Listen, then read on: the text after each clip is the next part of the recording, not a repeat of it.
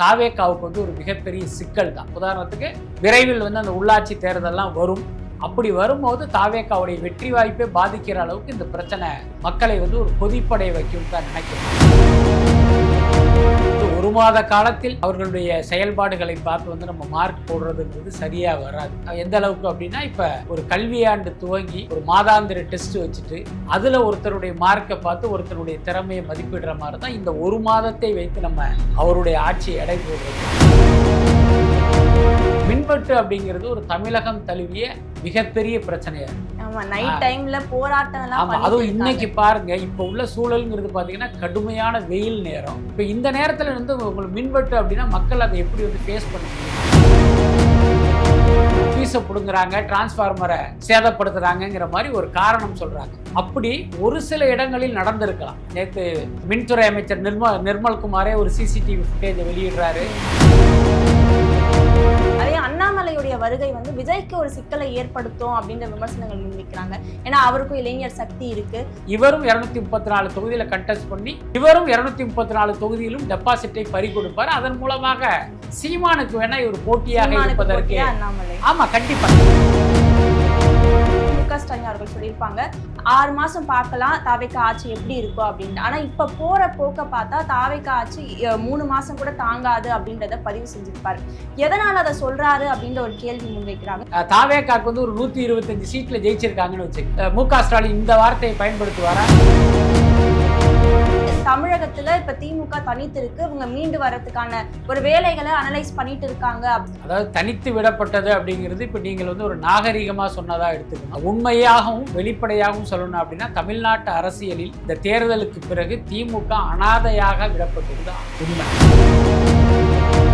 தாவேகா அமைச்சர்கள் மேலேயும் நிறைய விமர்சனங்கள் வைக்கிறாங்க. ரீல்ஸ் அமைச்சர்களா இருக்காங்க அப்படின்ற விமர்சனங்கள் தொடர்ந்து தாவேகா மீது வைக்கப்படுது. இன்னொரு விஷயம் என்னன்னா, அவங்க ஜெயிச்சதே கவர்ச்சியால ஜெயிச்சாங்க அப்படின்ற ஒரு விமர்சனத்தை திமுக வைக்கிறாங்க. ஸோ இது வந்து எந்த அளவுக்கு மக்கள் மத்தியில ஒரு தாக்கத்தை ஏற்படுத்தும்? 5 தொகுதிகளுக்கும் இடைத்தேர்தல் வரப்போகுது. அதிமுக புறக்கணிக்கிறதுக்கான வாய்ப்பு இருக்குன்னு ஒரு செய்திகளும் வந்துட்டு. அதிமுகவும் சரி திமுகவும் சரி இது மாதிரி இடைத்தேர்தல்களை புறக்கணித்ததும் புதுசு. அவங்க என்ன சொல்லுவாங்க அப்படின்னா, என்ன இருந்தாலும் இடைத்தேர்தலாம் நம்ம தோத்துருவோம். அப்ப நம்ம கண்டெஸ்ட் பண்ணி தோத்து போய் அந்த அவமானத்தை சந்திக்கிறதுக்கு பதிலா அதுக்கு முன்னாலேயே அந்த தேர்தல் மேல வந்து ஒரு விமர்சனத்தை வச்சு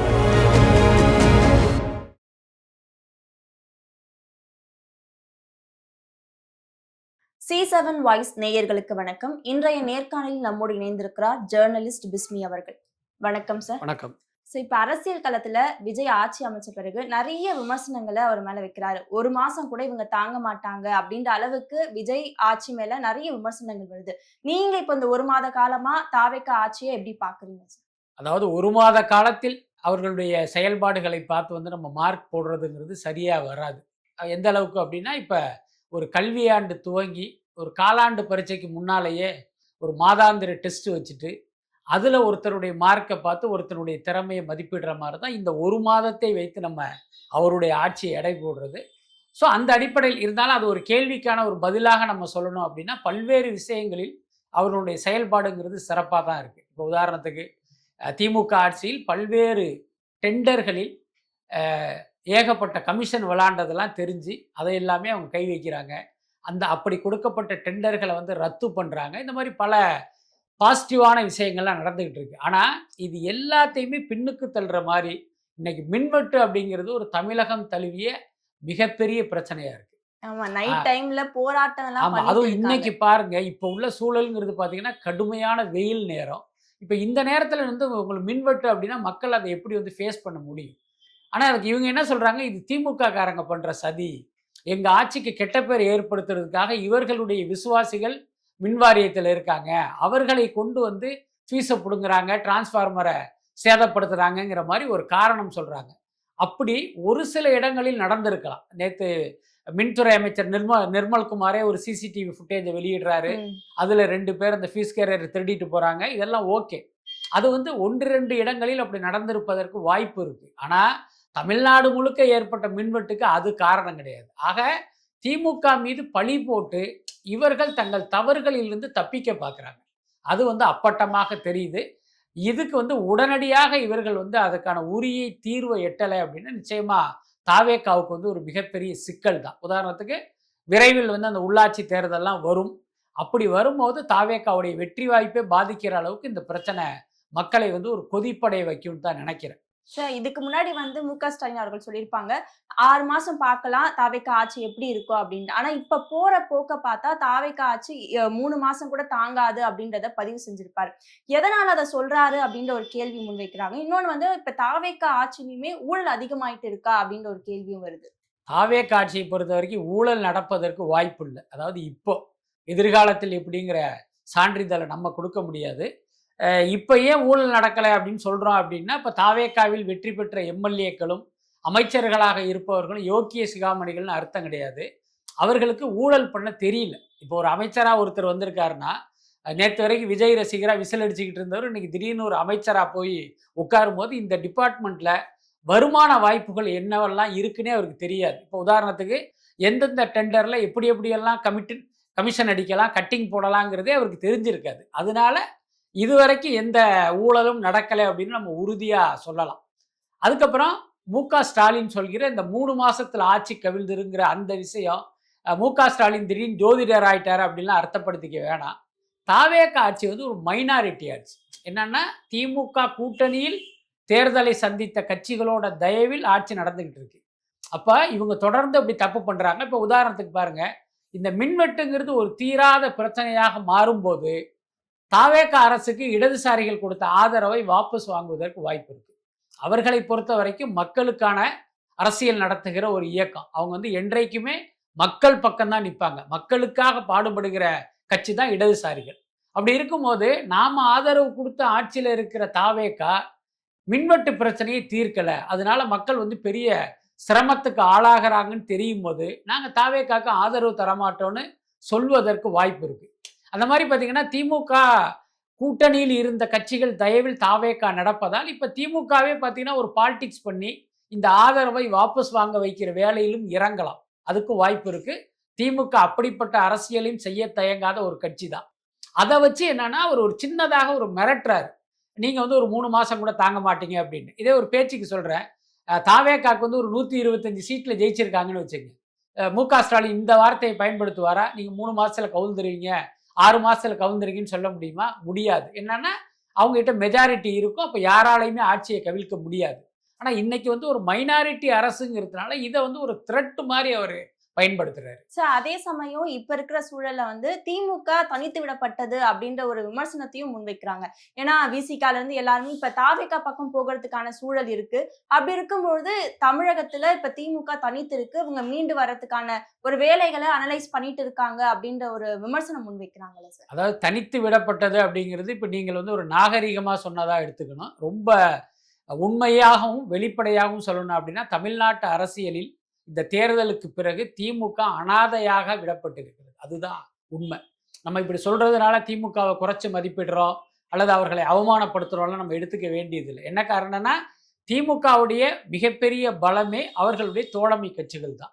ஆனால் இந்த தேர்தல் முடிவுக்கு பிறகு அவங்க யாரையெல்லாம் பலம்னு நம்பிக்கிட்டு இருந்தாங்களோ அவங்க எல்லாமே இன்னைக்கு தாவேக்கா பக்கம் போயிட்டாங்க.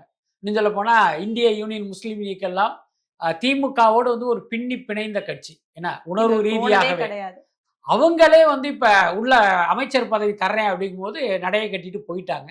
இப்போ இவர்களோடு இருப்பது பார்த்தீங்கன்னா மனிதநேய மக்கள் கட்சி, இந்த கோமா தீகா மாதிரி ஏதோ ஒரு பேர்ல ஒரு கட்சி இருக்குல்ல, கொங்கு நாடு அந்த கட்சி, அதுக்கப்புறம் மதிமுக, இவங்கெல்லாம் இருக்காங்க. ஆனா அவங்களும் பார்த்தீங்கன்னா பெரிய வைத்தறிச்சலோட தான் இருக்காங்க.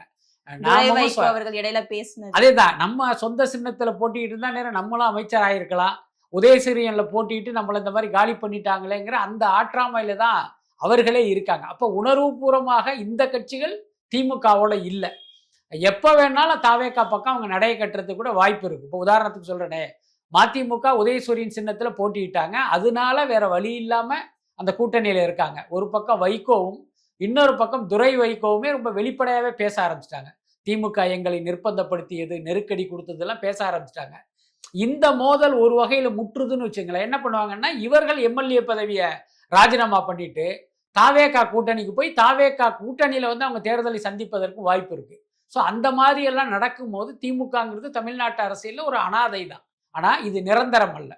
இப்ப தாவேக்கா அரசுக்கு கெட்ட பேர் ஏற்பட்டு மக்கள் எல்லாமே திமுகவே பரவாயில்லைங்கிற ஒரு மனநிலைக்கு வர்றது தெரிஞ்சா இவங்க எல்லாமே மீண்டும் திமுகவோட போய் ஒட்டிக்குவாங்க. அதனால அரசியல்ல என்ன வேணாலும் நடக்கலாம். இப்ப நடந்திருப்பது திமுகவுக்கு பாதகமான ஒரு சூழலை ஏற்படுத்தியிருக்கு. Okay sir. அதே மாதிரி தாவேக்க அமைச்சர்கள் மேலயும் நிறைய விமர்சனங்கள் வைக்கிறாங்க. ஏன்னா ரீல்ஸ் போட்டுன்னு இருக்காங்க, ரீல்ஸ் அமைச்சர்களா இருக்காங்க அப்படின்ற விமர்சனங்கள் தொடர்ந்து தாவேக்கா மீது வைக்கப்படுது. இன்னொரு விஷயம் என்னன்னா, அவங்க ஜெயிச்சதே கவர்ச்சியால ஜெயிச்சாங்க அப்படின்ற ஒரு விமர்சனத்தை திமுக வைக்கிறாங்க. சோ இது வந்து எந்த அளவுக்கு மக்கள் மத்தியில ஒரு தாக்கத்தை ஏற்படுத்தும் நம்ம எடுத்துக்கலாம். அதாவது தாவேக்கா ஜெயித்ததற்கு கவர்ச்சியெல்லாம் காரணம் கிடையாது.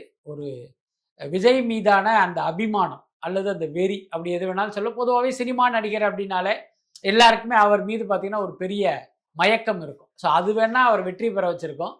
கவர்ச்சிங்கிற ஒரு வார்த்தையை நம்ம பயன்படுத்த வேண்டிய அவசியம் இல்லை. எல்லாத்துக்கும் மேலே திமுக காரர்கள் இந்த மாதிரி பல்வேறு கருத்துக்களை சொல்லிட்டு இருக்காங்க. அதை நம்ம பெருசாக எடுத்துக்க வேணாம். ஆனால் இப்போ நீங்கள் சொன்ன அந்த ரீல்ஸ் போடுறதுங்கிறது பார்த்தீங்கன்னா அது பெரிய நகைச்சுவையாக தான் இருக்குது. என்னன்னா இவர்கள் எல்லாமே ரசிகர்களாக இருந்து ஒரு விசிலடிச்சான் குஞ்சுகளாக இருந்தவர்கள் தான். திடீர்னு இவங்களுக்கு வந்து ஒரு அரசு பதவி, திடீர்னு ஒருத்தர் எம்எல்ஏ, திடீர்னு ஒருத்தர் அமைச்சருக்கும் போது அது அவர்களாலேயே அதை எப்படி சமாளிக்கிறதுன்னு தெரியல. இன்னொன்று அவர்களுடைய இயல்பையும் மாற்றிக்க முடியல. இன்னொரு பக்கம் பார்த்தீங்கன்னா ஒரு எம்எல்ஏ அப்படின்னா அவருக்குன்னு ஒரு புரோட்டோகால் இருக்கும். ஒரு அமைச்சர்னா அவருக்குன்னு ஒரு புரோட்டோகால் இருக்கும். இது எதுவுமே இவங்களுக்கு தெரியலை. தெரிந்து கொள்ளவும் இவங்க ட்ரை பண்ணலை. நீங்கள் பார்த்துருப்பீங்க, ஒரு அமைச்சருடைய அறையில் அவருடைய இருக்கையில் போய் அமைச்சருடைய நண்பர்கள் உட்காந்து ரீல்ஸ் போடுறாங்க. இன்னொரு பக்கம் எம்எல்ஏவுடைய ஆஃபீஸில் உட்காந்துக்கிட்டு ரீல்ஸ் போடுறதெல்லாம் நம்ம பார்த்துக்கிட்டு இருக்கோம். அப்போ இவர்களுக்கு அரசியல் தெரியாதது தான் இந்த குளறுபடிகள் எல்லாத்துக்குமே காரணம். பட் கொஞ்ச நாளைக்கு இந்த ஆர்வ கோளாறுகள் இப்படி தான் செய்வாங்க. அதை ஒரு பெரிய அளவில் விமர்சனத்துக்குள்ளாகி அப்புறம் கட்சி தலைமை அவங்கள கூப்பிட்டு வான் பண்ணுற அளவுக்கு இது தொடரும். Okay sir. இப்ப இடைத்தேர்தல், இப்ப 5 தொகுதிகளுக்கும் இடைத்தேர்தல் வரப்போகுது. அதுக்கான ஆயத்த பணிகள் நடந்துட்டு இருக்கிற சமயத்துல அதிமுக புறக்கணிக்கிறதுக்கான வாய்ப்பு இருக்குன்னு ஒரு செய்திகளும் வந்துட்டு இருக்கு. அதான் அதிமுக புறக்கணிப்பதற்கு வாய்ப்பு இல்லை. என்னன்னா அதிமுகங்கிறது ஒரு மிகப்பெரிய கட்சி, பல முறை ஆட்சியில் இருந்த கட்சி. அவங்க வந்து புறக்கணிக்கிறதுங்கிறது அது அந்த கட்சிக்கு மேலும் பின்னடைவை கொடுக்கும். அதே நேரம் அதிமுகவும் சரி திமுகவும் சரி இது மாதிரி இடைத்தேர்தல்களை புறக்கணித்ததும் புதுசு இல்லை. அவங்க என்ன சொல்லுவாங்க அப்படின்னா, என்ன இருந்தாலும் இடைத்தேர்தலில் நம்ம தோத்துருவோம். அப்போ நம்ம கண்டெஸ்ட் பண்ணி தோத்து போய் அந்த அவமானத்தை சந்திக்கிறதுக்கு பதிலாக அதுக்கு முன்னாலேயே அந்த தேர்தல் மேலே வந்து ஒரு விமர்சனத்தை வச்சிடுறது. இந்த இடைத்தேர்தலில் பணம் பயங்கரமாக புழங்குது, இந்த இடைத்தேர்தலில் முறைகேடு நடக்குது, அந்த மாதிரி ஏதாவது ஒரு காரணத்தை சொல்லி இவங்க தேர்தலில் போட்டியிடாமல் ஒதுங்குனதும் கடந்த காலங்களில் நடந்திருக்கு. ஒருவேளை அப்படி ஒரு முடிவை இவர்கள் எடுப்பதற்கு வாய்ப்பு இருக்குது. பட் ஆனால் இன்னைக்கு அதிமுகங்கிறது ஒரு 3வது இடத்துக்கு தள்ளப்பட்டு ஒரு பலவீனமான நிலையில் இருக்குது. அப்போ நீங்கள் துணிந்து போட்டியிட்டு ஓரளவுக்கு நீங்கள் வாக்குகள் வாங்கினா இந்த தேர்தல் வந்த அந்த கெட்ட பேரை வந்து ஓரளவுக்கு சமாளிக்க முடியும். இன்னொரு பக்கம் அது அவங்க வெற்றி பெற்ற தொகுதிகள், அதிமுக வெற்றி பெற்ற தொகுதிகள்ல மீண்டும் போட்டியிட்டா அவங்களுக்கு ஒரு பிளஸ் பாயிண்டா இருக்காதா? இல்ல, அதுதான் சொல்ல வரேன். இப்ப உங்கள் கட்சியில உங்களுடைய சின்னத்தில் போட்டியிட்ட ஒருத்தர் இன்னைக்கு கட்சி மாறி இருக்காரு, அதனால அந்த தொகுதியில இடைத்தேர்தல் வருது அப்படிங்கும்போது நீங்க ஒரு சரியான வேட்பாளரை நிறுத்தி இங்க கிடைச்ச வெற்றிங்கிறது எங்களுக்கு கிடைத்த வெற்றி தான் அப்படிங்கிறத நீங்க நிரூபிக்க வேண்டிய கட்டாயம் அவங்களுக்கு இருக்கு. அதனால இந்த வாய்ப்பை வந்து அவங்க பயன்படுத்திக்கணும். அது இல்லாமல் நமக்கு தோக்கடிச்சிருவாங்க. இன்னொன்று வந்து தாவேக்கா வந்து இன்னைக்கு ஆளுங்கட்சியாக இருக்குது, அதனால நிச்சயமாக அந்த அரசு இயந்திரங்களை பயன்படுத்துவாங்க, அதனால நமக்கு தோல்வி கிடைக்குன்னு நினச்சி நீங்கள் ஒதுங்குனா அது வந்து உங்களுக்கு ஒரு பெரிய பின்னடைவை கொடுக்கும். எடப்பாடி அப்படி ஒரு முடிவை எடுக்கக்கூடாது. Okay sir. இன்னொரு பக்கம் ராகவா லாரன்ஸ் வந்து அண்ணாமலையோட சேர போறாரு, இல்ல ரஜினி கட்சிய அவங்க மனைவி இயக்கத்துல சேர போறாங்க அப்படின்னு நிறைய விமர்சனங்கள் வந்துட்டு இருக்கு. இன்னைக்கு அறிவிக்கிறதா சொன்னாரு, ஆனா நாளைக்கு அப்படின்னு தள்ளி போயிருக்கு. அவருடைய முடிவு என்னவா இருக்கும்னு நம்ம எடுத்துக்கலாம். இல்ல, ராகவா லாரன்ஸ் அவர்களுடைய பேர் அதிகமா பேசப்படுது. இல்ல, நான் விசாரித்த வரை வந்து அவர் எந்த கட்சிக்கும் போவதாக தகவல் இல்லை. நம்ம அப்படி ஒரு செய்தி வந்த பிறகு லாரன்ஸ் தரப்புலையே கேட்டோம்.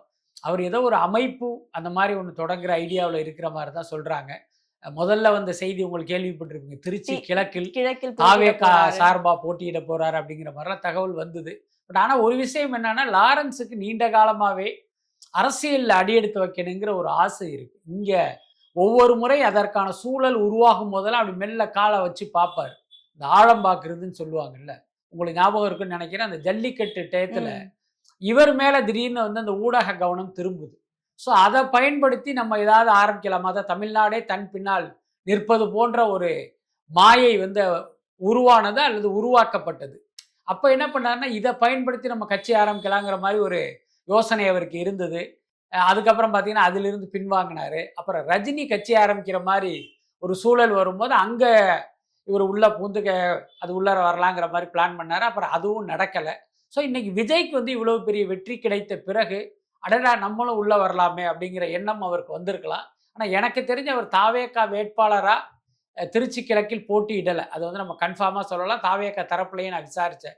அதே மாதிரி அண்ணாமலை கட்சிக்கு போகிறாரு, ரஜினி மனைவியுடைய இந்த மக்கள் மேடையில் சேர போகிறாருங்கிறது கூட ஒரு வதந்தி தான். எனக்கு தெரிஞ்ச அந்த மாதிரி ஒரு தனியா அமைப்பை அவர் ஏற்படுத்துவதற்கு வாய்ப்பு. தனியா ஒரு அமைப்பு அது அதுக்கு ஏதாவது மாற்றம் ஃபவுண்டேஷன் ஏதோ ஒரு பேர் கூட சொன்னாங்க. அந்த மாதிரி ஒன்று ஆரம்பிச்சுட்டு தேர்தல் நேரத்தில் இன்னொரு கட்சியோடு அல்லது அமைப்போடு போய் இணைவது அல்லது அந்த கட்சியில் இணைவது அப்படி ஒரு முடிவு எடுக்கலாம். ஆனால் இந்த கட்டத்தில் ஒரு புது கட்சி தொடங்குவதற்கு வாய்ப்பு இல்லை. ஏன்னா அதில் இன்னொன்று என்ன காரணம்னா, அடுத்த தேர்தல் அப்படிங்கிறது இப்போ கிடையாது. தமிழ்நாடு சட்டமன்ற தேர்தலுங்கிறது 2031 தான். ஒருவேளை ஒரே நாடு ஒரே தேர்தல் அடிப்படையில் வந்தாலும் 2029 தான். அப்போ கிட்டத்தட்ட 3-4 வருடங்கள் நீங்கள் ஒரு கட்சியை ரன் பண்ணி கொண்டு போகிறதுங்கிறது சாதாரண விஷயம் இல்லை. அதனால அந்த விஷயத்தை அந்த தவறை இப்போ பண்ண மாட்டாருன்னு நினைக்கிறேன். Okay sir. அதே அண்ணாமலையுடைய வருகை வந்து விஜய்க்கு ஒரு சிக்கலை ஏற்படுத்தும் அப்படின்ற விமர்சனங்கள் முன்வைக்கிறாங்க. ஏன்னா அவருக்கும் இளைஞர் சக்தி இருக்கு. விஜயோடைய வெற்றி அதோட காரணமா அண்ணாமலை கட்சியை தொடங்குறாரு அப்படின்னு நிறைய விமர்சனங்கள் அவங்க மேலேயும் வைக்கப்படுது. நீங்க எப்படி பாக்குறீங்க? அதாவது விஜய் கட்சிக்கு பார்த்தீங்கன்னா கிட்டத்தட்ட ஒரு 1.25 கோடி வாக்குகள் கிடைச்சிருக்கு. இவர் பார்த்தீங்கன்னா நான் ஏதோ ஒரு அமைப்பு ஆரம்பிக்கிறேன் அப்படின்னு ஒரு வெப்சைட் ஆரம்பிச்சு அதில் நீங்கள் எல்லாம் பதிவு பண்ணலான்னு சொன்னார். இது வரைக்கும் ஒரு 16 லட்சம் பேர், 16 லட்சம் இல்லை 17 லட்சம்னு வச்சுங்க. அத்தனை பேர் தான் பதிவு பண்ணியிருக்காங்க. 1.25 கோடி எங்கே, 17 லட்சம் எங்கே? நீங்கள் எப்படி விஜய்க்கு போட்டியாக முடியும்? புரியுதா இல்லையா? புளியை பார்த்து பூனை சூடு போட்டுக்கிட்ட மாதிரி அவர் ஆர்எஸ்எஸ் உடைய அசைன்மெண்ட் படி தமிழ்நாட்டுக்கு உள்ளே வர்றாரு. ஏன்னா அது வந்து விஜய்க்கு போட்டி ஆகாது. நான் ஏற்கனவே சொன்ன மாதிரி நாம் தமிழர் கட்சி தான் தொடர்ந்து 234 தொகுதியிலும் போட்டியிட்டு டெபாசிட்டை பறி கொடுத்துக்கிட்டு இருக்கு. ஸோ அந்த கட்சிக்கு போட்டியாக வேணா அண்ணாமலையினுடைய கட்சி இருக்கலாம். இவரும் 234 தொகுதியில் கண்டெஸ்ட் பண்ணி இவரும் 234 தொகுதியிலும் டெபாசிட்டை பறி கொடுப்பார். அதன் மூலமாக சீமானுக்கு வேணா இவர் போட்டியாக இருப்பதற்கு ஆமா கண்டிப்பா. ஏன்னு கேட்டீங்கன்னா இப்ப சீமானுக்கு கடைசியா ஒரு 19 லட்சம் வாக்குகள் கிடைச்சிருக்கு. இவருக்கு 16 லட்சம் பேர் வந்திருக்காங்க. அப்ப இவர்களுக்கு இடையில் தானே அது போட்டியாக இருக்க முடியும். அதுக்கடுத்து இவரும் ஆர்எஸ்எஸ்ஸின் செல்லப்பிள்ளை, சீமானும் ஆர்எஸ்எஸ்ஸின் செல்லப்பிள்ளை. அதனால இவர்களுக்குள் வேணா போட்டியா இருக்கலாமே தவிர விஜய் கிட்ட கூட இவர்களால் நெருங்க முடியாது, இருவரும் இணைந்தாலும். இப்ப கல யதார்த்தம் விஜய் வெர்சஸ் உதயநிதி அப்படின்னு எடுத்துக்கலாமா சார்? அதாவது தாவேகா வெர்சஸ் திமுக தான், அதுல மாற்றம் இல்லை. என்னன்னா திமுக இந்த தேர்தலில் தோல்வி அடைந்ததால், நம்ம ஏற்கனவே சொன்ன மாதிரி இன்றைக்கு அது அனாதையாக தனித்து விடப்பட்டு இருப்பதால் திமுகவுடைய பலத்தை வந்து நம்ம குறைச்சி மதிப்பிட்டுடக்கூடாது. திமுகவுடைய தொண்டர் பலம்ங்கிறது என்றைக்கும் குறையாமல் தான் இருக்கு, அதுல மாற்றமே இல்லை. என்னன்னா அவர்களுடைய ஆட்சி காலத்தில் திராவிட மாடல்னு இப்ப நம்மை போன்றவர்களை எல்லாம் நம்ப வச்சு தமிழ்நாட்டையே சூறையாடிட்டாங்க. அது வந்து மக்களுக்கு ஒரு பெரும் கோபத்தை ஏற்படுத்தியதன் விளைவு தான் இந்த தேர்தலில் அவர்கள் தோற்றது. அதுக்கு அடுத்து இப்ப தாவேகா ஆளுங்கட்சியா இருக்கு. இது இன்னும் 100 வருஷம் ஆளுங்கட்சியா இருக்குன்னா எந்த உத்தரவாதமும் இல்லை. அடுத்த தேர்தலிலேயே கூட விஜய் கட்சி தோற்பதற்கு வாய்ப்பு இருக்கு. அப்ப தாவேகாவுக்கான போட்டிங்கிறது திமுக தான். அதிமுகவை பொறுத்த வரைக்கும் என்னைக்கு பாஜகவுடைய அடிமையாக மாறியதோ அன்னைக்கே அதிமுக பலவீனம் அடைந்து இன்னைக்கு பார்த்தீங்கன்னா அது ஒரு லற்றுப்பேடு கட்சியை நோக்கி நகர்ந்துகிட்டு இருக்கு. அதனால திமுக வெர்சஸ் தாவேகா தான் எதிர்கால அரசியல். சார், தொடர்ந்து பல்வேறு அரசியல் தகவல்களை பகிர்ந்து கொண்டதுக்கு நன்றி சார். நன்றி.